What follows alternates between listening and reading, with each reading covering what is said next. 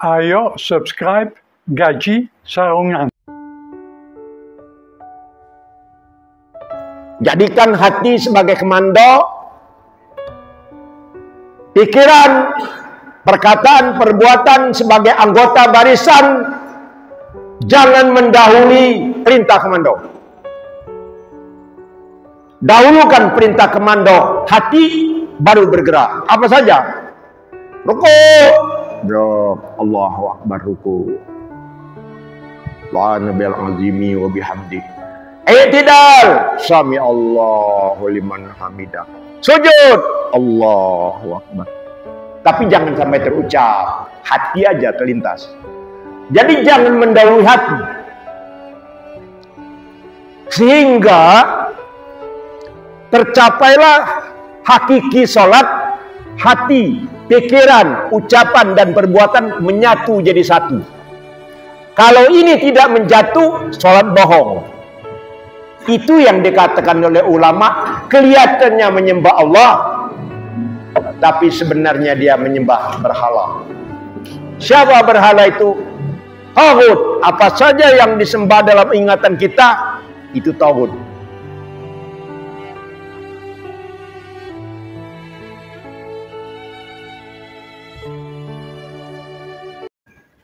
Assalamualaikum warahmatullahi wabarakatuh. Bapak-bapak yang dirahmati oleh Allah Subhanahu wa taala, setelah kita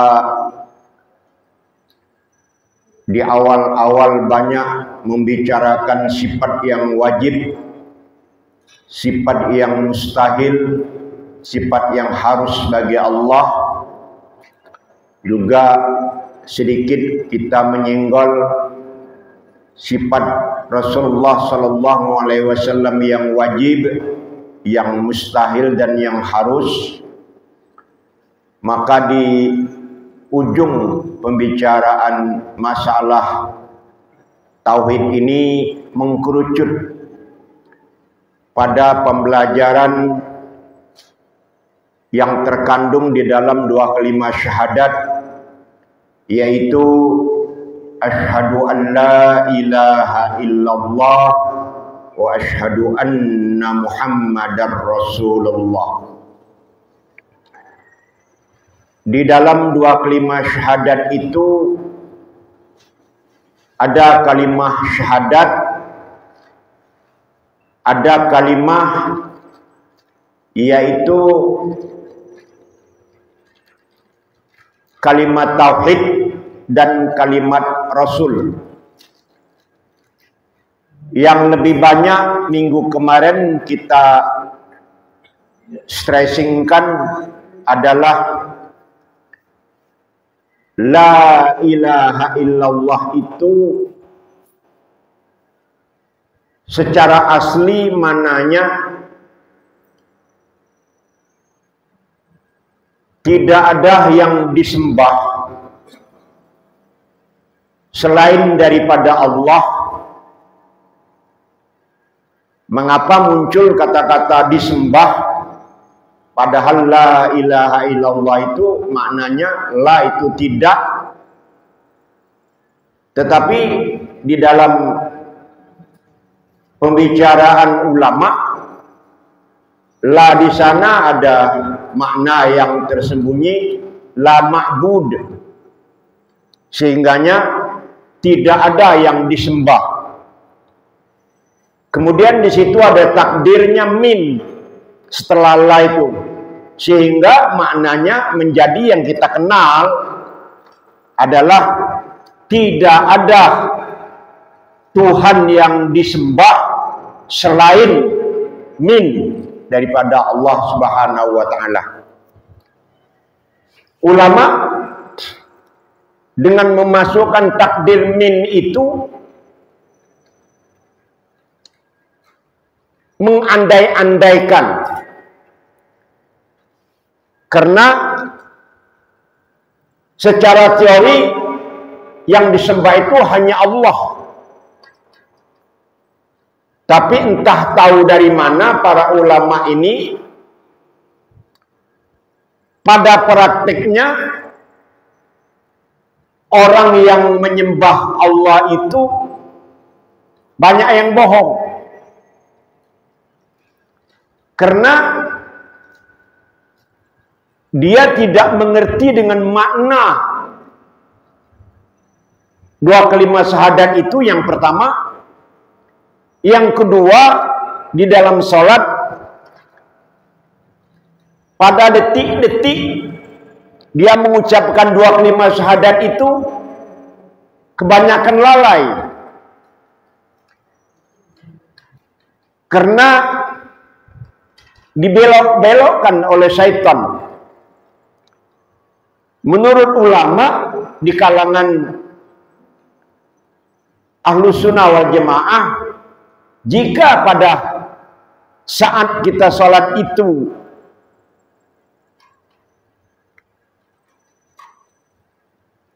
terbayang, terkenang, teringat sesuatu yang lain sampai lalai mengingat Allah, berarti dia sebenarnya menyembah sesuatu yang diingatnya itu. Apa saja yang diingatnya menyebabkan dia lalai? Dengan kesibukannya sebagai tukang, kesibukan dia sebagai montir, kesibukan dia sebagai penulis, itu saja yang tergambar olehnya pada saat dia melakukan sholat. Maka berarti min yang berarti bimakna ba'at itu memang sebagian ada yang menyembah Allah seutuhnya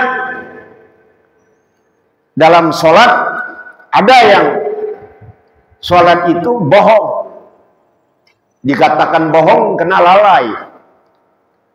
Itu disenggol di dalam surat Ara'aital ladzi yukadzibu biddin di akhirnya. Bapak-bapak, makna la ilaha illallah Muhammadar Rasulullah itu kemarin itu ada dua. Dari seluruh sifat Allah yang wajib itu ada 11 yang menstressingkan bahwa Allah Maha Kaya,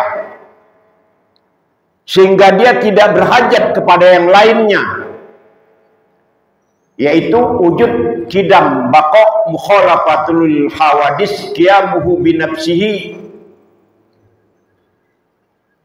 terus sama, basor, kalam, kaunuhu ta'ala sami'an, kaunuhu ta'ala basiran, kaunuhu ta'ala mutakalliman. Pembabakannya adalah 1 pada sifat nafsiyah, 4 pada sifat salbiyah, 3 pada sifat ma'ani, dan 3 pada sifat ma'nawiyah. Jadi 11. 11 inilah yang menegaskan bahwa Allah Maha Kaya. Jadi kesimpulannya, kita belajar wujud, kidam, baqo sampai 20 yang wajib, 20 yang mustahil, 1 yang harus, itu adalah kesimpulannya Allah Maha Kaya. Dengan kemahakayaan Allah Subhanahu wa Ta'ala itu, dia tidak berhajat kepada yang lain, tapi justru makna yang keduanya adalah yang lain berhajat kepada Allah Subhanahu wa Ta'ala. Itu yang harus tergambar sekilas pada saat kita sholat. Kemudian pada malam ini saya masuk lagi, jika sholat itu adalah merupakan amal ibadah yang kelak menjadi yang pertama ditanyakan oleh Allah Subhanahu wa Ta'ala, maka sebenarnya makna menyembah itu apa? Kalau dilihat dalam kamus besar bahasa Indonesia itu, sembah itu artinya menghormati, menundukkan kepala, merapatkan kedua telapak tangan sambil menunduk, dan yang lainnya yang dalam arti kita menunduk kepada yang kita hadapi. Tapi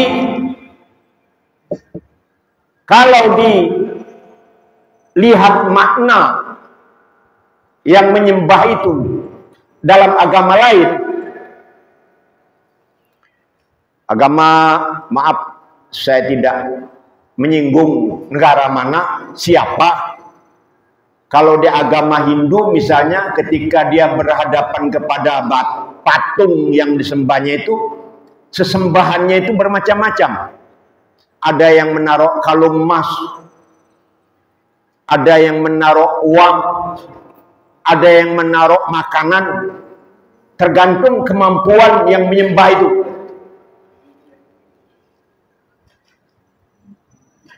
Kalau di agama Kristen yang saya tonton ya, saya nggak membaca kitabnya, itu membakar kemenyan, entah apa lagi. Tapi dalam agama Islam tidak ada atribut-atribut yang kita tonjolkan pada saat menyembah itu, kecuali diri kita dan pakaian kita, dan tempat yang suci, sejadah dan lain sebagainya. Kalau perempuan mau kena. Kalau begitu, menyembah itu apa? Menyembah itu adalah roh atau nafas kita. Roh dan nafas kita yang telah mengucapkan dua kalimat syahadat sebagai syarat bahwa kita telah muslim, tasdiqum bil qalbi wa iqrarum bil lisan wa arkanul bil arkan, diucapkan di lidah kalimat dua kalimat syahadat itu, dibenarkan oleh hati dan diamalkan sesuai dengan rukun dan ketentuan-ketentuan dalam syariat kita. Nah, rohaniyah dan nafas kita ini, itu yang kita persembahkan kepada Allah Subhanahu wa taala. Rohaniyah dan nafas kita ini yang kita persembahkan itu mestinya yang mulus, mestinya yang bagus, jangan berupa rongsokan. Apa yang saya maksudkan rongsokan? Ruh kita ini kotor, nafas kita ini kotor, jiwa kita ini kotor. Menyembah Allah kok mesti menserikatkan dengan yang lain-lain. Seharusnya dalam ruh dan nafas kita ini kan ada 3 dimensi: Islam, iman, takwa. Dalam ruh dan nafas kita ini ada 3 dimensi itu yang telah mengucap 2 kalimat syahadat: Islam,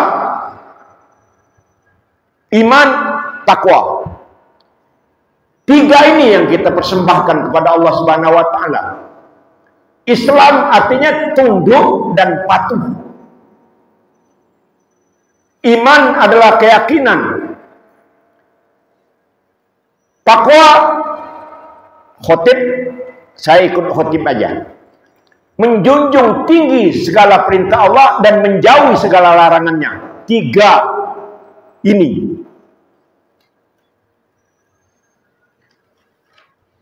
yang kita persembahkan kepada Allah Subhanahu wa taala, sehingga tergambar dalam wajjahtu wajhiya lilladzi fatarus samawati wal ard hanifan muslimau wa ma ana minal musyrikin inna salati wa nusuki wa mahyaya wa mamati. Itulah diri kita, itulah napas kita, itulah jiwa kita yang kita persembahkan, terutama pada saat kita sholat. Sehingga kalau bisa, janganlah dia merupakan roksokan pada saat kita menyembah Allah itu. Islam benar-benar Islam, iman benar-benar iman, takwa benar-benar takwa. Jangan merupakan roksokan. Siapapun nggak mau loh menerima rongsokan kalau dihadiahkan. Kan di dalam agama kita kalau kita bersedekah lan tanalul birra hatta mimma tuhibbu. Tidak akan mencapai faedah yang dimaksudkan dalam sedekah itu kalau kita tidak mempersembahkan sesuatu yang tidak kita sukai. Ada dua benda, yang ini kita sukai, yang ini tidak kita sukai. Yang ini masih baru, yang ini udah rongsokan. Yang ini kita persembahkan, yang ini kita sedekahkan. Di situ aja kita sudah tidak memenuhi amar lan tanalul birra hatta mimma tuhibbu. Tidak akan mencapai sasaran, tidak akan mendapati sesuatu kalau kita bersedekah model begitu. Demikian juga menyembah Allah tidak akan mencapai sasaran, tidak akan menjadi target kalau ketika kita menyembah Allah itu diri kita ini kita rongsokkan, yang kita persembahkan kepada Allah Subhanahu wa taala. Tetapi ya, kita dibela oleh ulama yang lain. Yang penting niat katanya. Karena innamal a'malu binniyat. Sementara pembicaraan tadi itu yang saya bilang ijtihadiyah, rohani, jiwa, nafas, itu kan berbau-bau tasawuf banget. Loh, dari awal kan saya sudah ngajak ngaji tauhid. Yang pembahasannya Ahlussunnah wal Jamaah itu sudah masuk ke jiwa tasawuf. Lah kalau Bapak sehari-hari kan sudah sholat. Nah saya kan akan mengajak memasuk di babak yang kita sudah berjenggot semua ini. Masuk babak, ayo sholat yang dikehendaki dalam pelajaran tauhid itu sholat yang bagaimana? Ya sholat yang begini yang saya maksudkan, yang saya uraikan. Anak-anak muda mungkin terlalu dini kalau belajar yang seperti ini, ya. Tapi ini menjadi ilmumu ya. Sehingga supaya ini sekali lagi ya, ini sudah mengkerucut ya. Kita dari awal-awal belajar tauhid. Percuma kita belajar tauhid kalau kita tidak gunakan untuk memperhalus sholat kita ya. Kita kan belajar tauhid itu, saya ulangi, apa arti belajar tauhid? Belajar tauhid itu adalah untuk meningkatkan pemahaman menuju kesempurnaan cara kita mengesahkan Allah. Itu tujuan kita belajar tauhid. Untuk meningkatkan pemahaman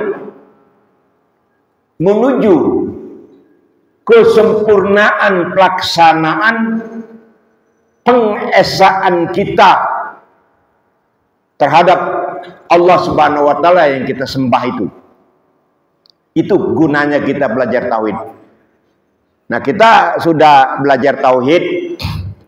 Saya menyadari bahwa mungkin hasil dari beberapa bulan yang kita lalui ini ada yang dapat, ada yang kurang karena kesibukan kita masing-masing. Tetapi insya Allah kalau Bapak bersungguh-sungguh, saya sudah berbicara dengan Pak Hasanuddin, kesungguhan Bapak itu menurut Allah sudah sampai. Walaupun dalam kesungguhan itu tidak mencapai hasil.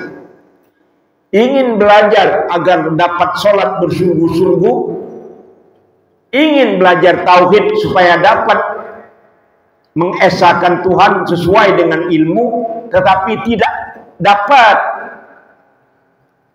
di sisi Allah, itu sudah sampai saya mengiktibarkan orang yang sudah ngantre mau naik haji sampai 20 tahun, 30 tahun belum sampai berangkat dia meninggal.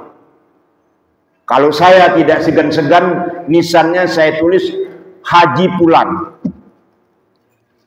Karena sudah beberapa tahun dia berniat menabung uang untuk naik haji.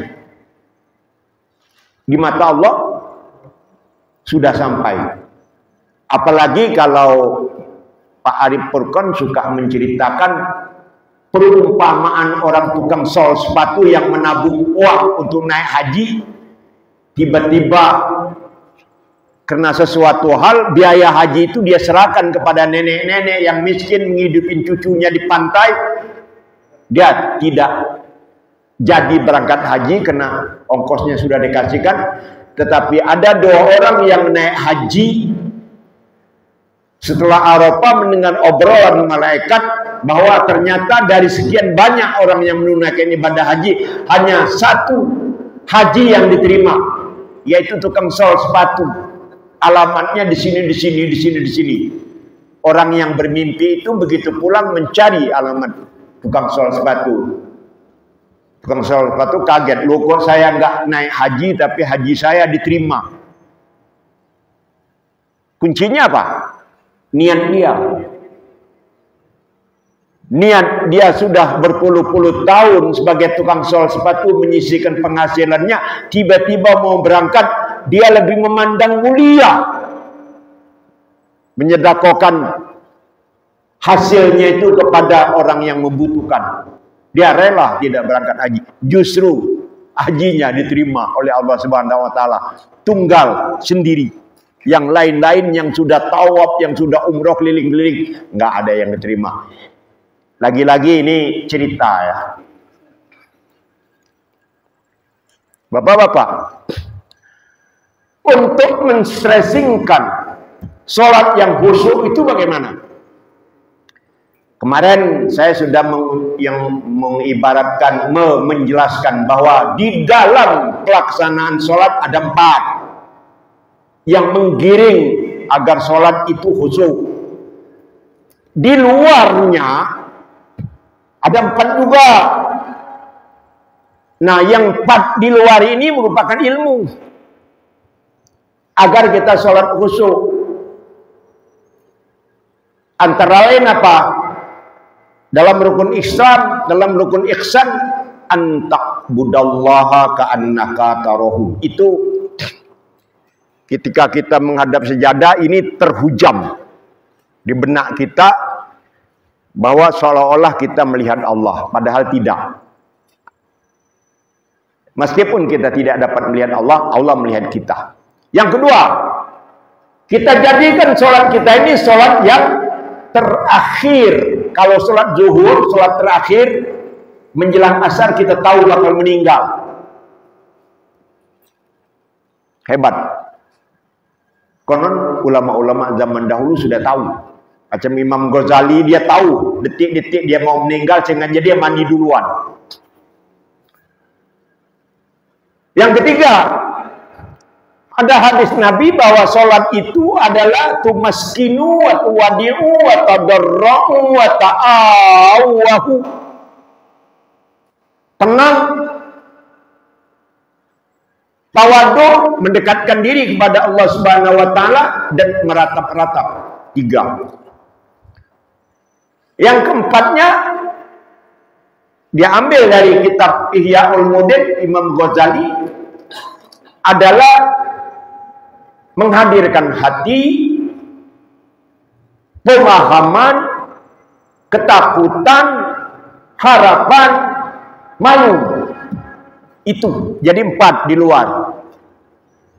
Kalau di dalam sholat, ketika kita melakukan sholat, ada 4 digit. Kalau saya sebut kemarin, entah apa itu, melawak sedikit, saya nggak tahu. Itu 4 digit.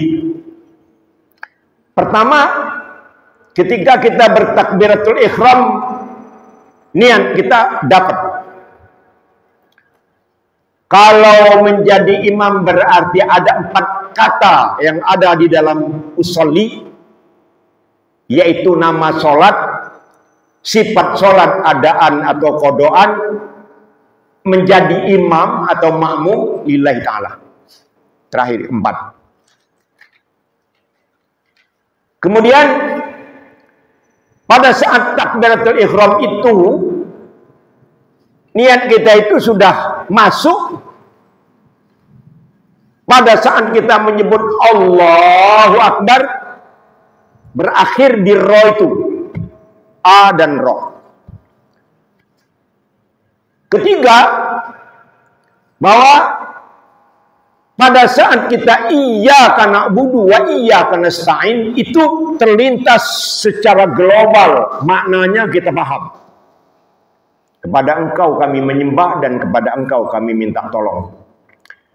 Keempat, pada saat kita mengucap doa kalimat syahadat, asyhadu an la ilaha illallah wa asyhadu anna muhammadar rasulullah, terlintas secara global Allah yang Maha Kaya, yang lain berhajat kepada Allah Subhanahu wa taala.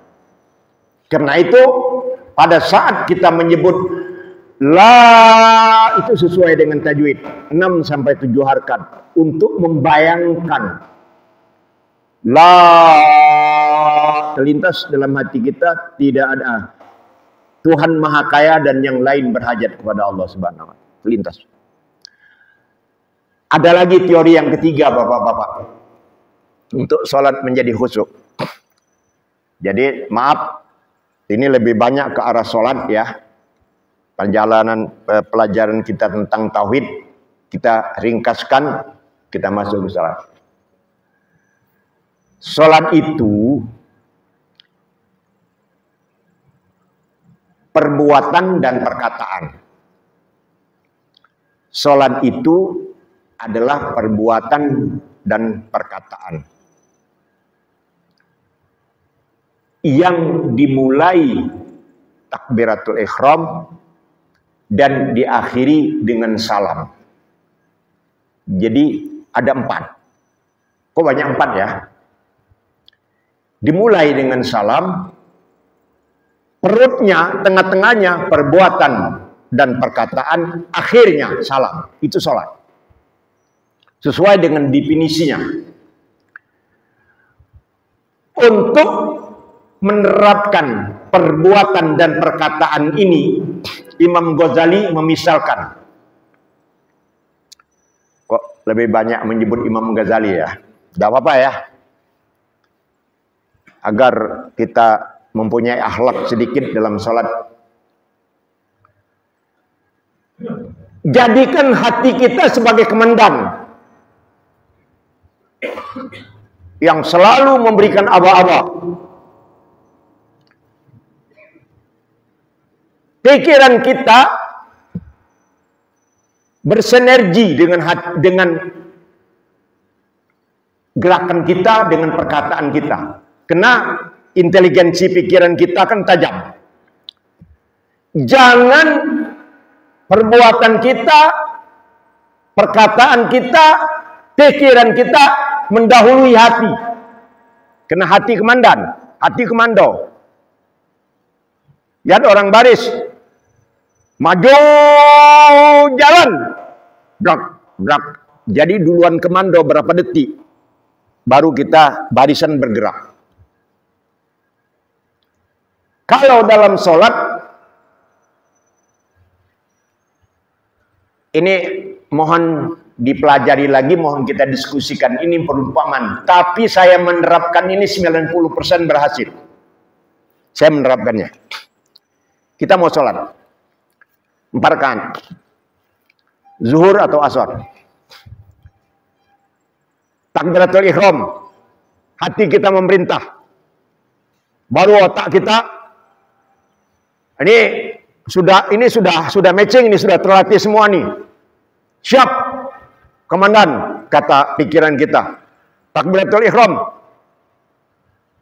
Allah Akbar itu diumpamakan dengan siap. Allahu Akbar.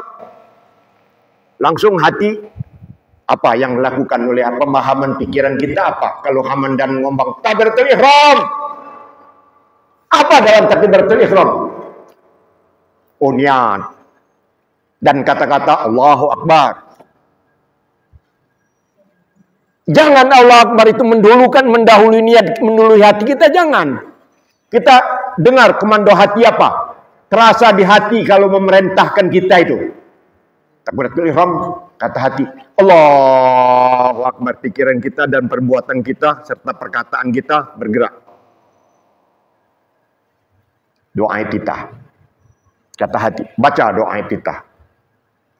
Wajjahtu wajhiya lilladzi fataras samawati wal ardi. Fatihah, kata hati. A'udzubillahi minasyaitonir rajim. Bismillahirrahmanirrahim. Alhamdulillahirabbil alamin arrahmanir rahim. Surat, kata hati. Baca surat apa saja. Ini udah pintar nih, udah cerdas. Begitu disebut surat itu, kata hati nyebut surat, pikiran kita udah nyambung. Ruku, kata hati, ruku kita. Apa yang dibaca dalam ruku udah tahu banget kita. Subhana rabbiyal azimi wa bihamdi. I'tidal. Berangkat kita i'tidal. Apa yang diperbuat oleh i'tidal? Kita tahu semua. Terserah bermacam-macam. Ada yang memakai hamdan sami Allahu liman hamidah, hamdan kasiron mubarakan fih. Ada yang mil'us samawati wa mil'ul ard wa mil'u ma syi'ta min syai'in ba'du. Sujud, kata hati, sujud. Banyak-banyak bacaannya itu bermacam-macam. Ada yang subhana rabbiyal a'la, ada subhanakallahumma rabbana wa bihamdika Allahumma ighfirli, banyak.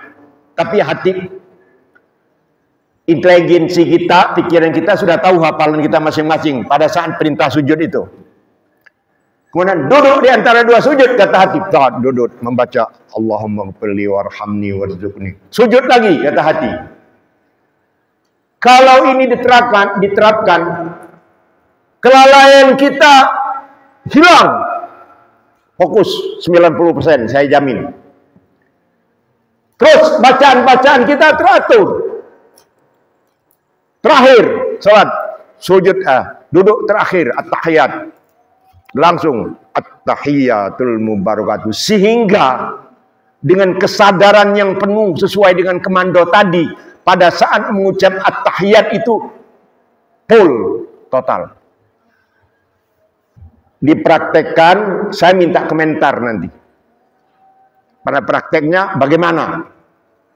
Sehingga kelalaian demi kelalaian itu hilang kalau Bapak turuti hati sebagai komando. Itu kiat untuk mencari kekhusyuan dalam sholat. Saya sudah tua Pak Termiji, secara tua, barangkali dalam penghayatan sholat selama ini yang saya dapat itu. Jadikan hati sebagai komando, pikiran, perkataan, perbuatan sebagai anggota barisan, jangan mendahului perintah komando. Dahulukan perintah komando, hati baru bergerak. Apa saja? Ruku, Allahu Akbar, ruku. La nabiyal azimi wa bihamdi. I'tidal, sami Allahu liman hamidah. Sujud, Allahu akbar. Tapi jangan sampai terucap, hati aja terlintas. Duduk antara dua sujud, Rabbi ghfirli warhamni warzuqni. Sujud lagi, sujud. Subhana rabbiyal a'la wa bihamdi. Berdiri, berdiri, Allahu akbar. Fatihah, baca Fatihah kita. Surat, baca surat kita. Ruku, ruku kita. Jadi jangan mendahului hati.